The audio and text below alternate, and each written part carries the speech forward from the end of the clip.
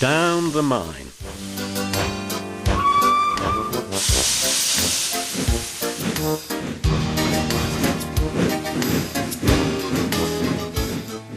One day Thomas was at the junction when Gordon shuffled in with some trucks. "Poof," remarked Thomas. "What a funny smell. Can you smell a smell?" "I can't smell a smell," said Annie and Clarabel. "A funny, musty sort of smell," said Thomas. "No one noticed it till you did," grunted Gordon. "It must be yours." "Annie, Clarabel, do you know what I think it is?" whispered Thomas loudly. "It's ditch water." Gordon snorted, but before he could answer, Thomas puffed quickly away. Annie and Clarabel could hardly believe their ears. "He's dreadfully rude. I feel quite ashamed. I feel quite ashamed. He's dreadfully rude," they twittered to each other. "You mustn't be rude. You make us ashamed," they kept telling Thomas, but Thomas didn't care a bit. That was funny, he chuckled. He felt very pleased with himself. Annie and Clarabel were deeply shocked. They had a great respect for Gordon the big engine. Thomas left the coaches at a station and went to a mine for some trucks. Long ago, miners digging for lead had made tunnels under the ground. Though strong enough to hold up trucks, their roofs could not bear the weight of engines. A large notice said, "Danger! Engines must not pass this board." Thomas had often been warned, but he didn't care. Silly old board, he thought.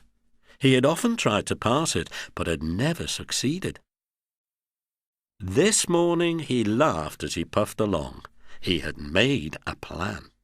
He had to push empty trucks into one siding and pull out full ones from another. His driver stopped him, and the fireman went to turn the points. "Come on," waved the fireman, and they started. The driver leaned out of the cab to see where they were going. "Now," said Thomas to himself, and bumping the trucks fiercely, he jerked his driver off the footplate. "Hooray!" laughed Thomas, and he followed the trucks into the siding. "Stupid old board," said Thomas as he passed it. "There's no danger, there's no danger." His driver, unhurt, jumped up. "Look out!" he shouted. The fireman clambered into the cab. Thomas squealed crossly as his brakes were applied.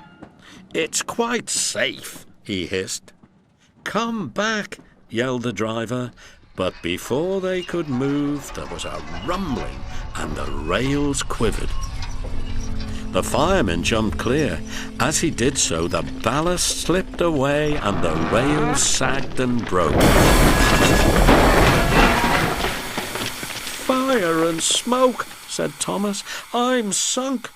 And he was. Thomas could just see out of the hole, but he couldn't move. "Oh dear," he said. "I am a silly engine."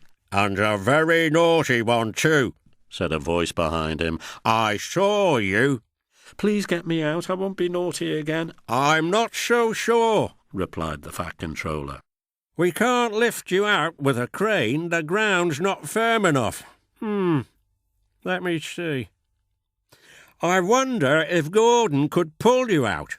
"Yes, sir," said Thomas nervously. He didn't want to meet Gordon just yet. "Down a mine, is he? Ho, ho, ho," laughed Gordon. "What a joke! What a joke!" he chortled, puffing to the rescue. "Poop, poop, little Thomas," he whistled. "We'll have you out in a couple of puffs." Strong cables were fastened between the two engines. "Poop, poop, poop." "Are you ready? Heave!" called the Fat Controller. But they didn't pull Thomas out in 2 puffs. Gordon was panting hard and nearly purple before he had dragged Thomas out of the hole and safely past the board. "I'm sorry I was cheeky," said Thomas. "That's all right, Thomas. You made me laugh. I like that." "I'm in disgrace," Gordon went on pathetically. "I feel very low." "I'm in disgrace too," said Thomas. "Why, so you are, Thomas. We're both in disgrace. Shall we form an alliance? An ally? What was it? An alliance, Thomas. United we stand, together we fall, said Gordon grandly. You help me, and I help you. How about it? Right you are, said Thomas. Good, that's settled, rumbled Gordon. And buffer to buffer, the allies puffed home.